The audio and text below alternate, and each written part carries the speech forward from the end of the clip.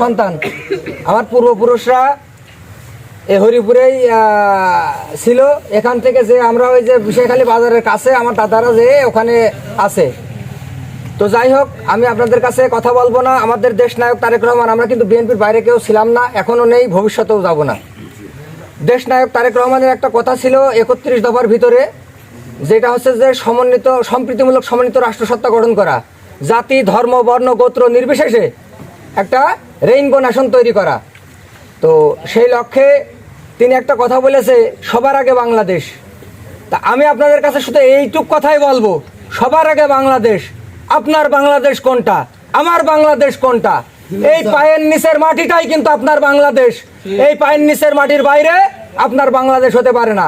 আপনার বাড়ি যদি আগুন ধরে যায়, আপনার প্রতিবেশী দৌড়িয়ে যায় কিন্তু আগুন নেভাবে। আমি নাসির বিষয়খালীতে আসতে আসতে এই জায়গায় ইমনের আপনারা পাশে পাবেন, সাখাওয়াতের পাশে পাবেন, মসে কাকার পাশে পাবেন। আপনাদের দেশ কিন্তু এইটা। আমি বলতে চাই, আপনার আঞ্চলিকতার বাইরে কোনো সিদ্ধান্ত নেবেন না। আপনাদের যে যত ভুল বুঝাক, অনেক কথা বলছে। আমি নাসির যখন বাড়ি বাড়ি ভোট চাতে গিয়েছি, আমাকে বলছেন নাসির বাবা তুমি এসো, বুঝেছি বাবা ধানের শীষে ভোটটা দিবানে, এই কথা কিন্তু আমাকে বলেছে। অসংখ্য জায়গায় আমার এই প্রশ্নের সম্মুখীন হতে হয়েছে যে নাসির মানে ধানের শীষ। কিন্তু আসলে প্রকৃত কথা হচ্ছে যে আমরা ধানের শীষের লোকই ছিলাম, আমরা ধানের শীষের বাইরে না। এখন আমাদের স্বতন্ত্র করতে হচ্ছে, কারণ আমাদেরকে একটা বর্গীর হাতে ওই ধানের শীষ তুলে দেওয়া হয়েছে, যাকে আমরা চিনি না, যার বাপের ভোট নেই, যার মার ভোট নেই, যার আত্মীয় স্বজনের ভোট নেই, যার পাড়া প্রতিবেশীর ভোট নেই, তাকে কোনো আমাদের ভোট দিয়ে দায় মুক্তি হতে হবে। তাকে কোনো ভোট আমরা দেবো না। ওই ভোটের সেন্টারে যে কাপ পিরিসে ভোট দিয়ে ব্যালট বিপ্লব করে তারেক রহমানের কাছে এই কাপ পিরিসি আমরা তুলে দিয়ে ওই ধানের শীষকে ওই বর্গীর কাছ থেকে আমরা ছিনিয়ে নিয়ে আসবো। নিয়ে আসবো তো? আর আমি বলে দিচ্ছি, আপনারা সবাই আঞ্চলিকতার সাথেই থাকবেন, আপনারা একে অপরের সাথেই থাকবেন। আমরা সবাই এই যে আপনারা পাশের ইউনিয়ন, এই মাঠ পার হলেই সুন্দরপুর।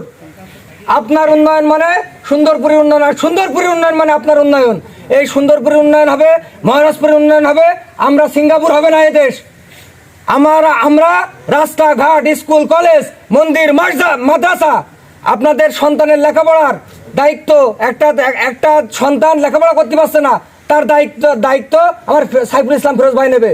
কিছুদিন আগে আমার সাইফুল ইসলাম ফিরোজ ভাই মন্দিরে আসছিল, আমাকে ডেকে বলেছেন নাসির এই জায়গায় যদি এই আবাসনে বলছেন নাসির এই জায়গায় যদি কোনো সমস্যা থাকে, এই জায়গায় যদি কারোর লেখাপড়ার কোনো সমস্যা থাকে তুই আমাকে জানাবি, ব্যক্তিগতভাবে যদি পারিস সাহায্য করবি, যদি না পারিস আমাকে বলবি, আমি এর ব্যবস্থা গ্রহণ করব।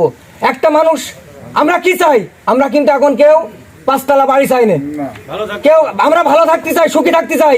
আমরা সিঙ্গাপুরে থাকতে চাই না, আমরা ভিসা পাসপোর্ট বাদেই বাংলাদেশে থাকতে চাই, এই আঞ্চলিকতার সাথে থাকতে চাই, এই মানুষের, এই মামাটি মানুষের সাথে মিলেমিশে থাকতে চাই।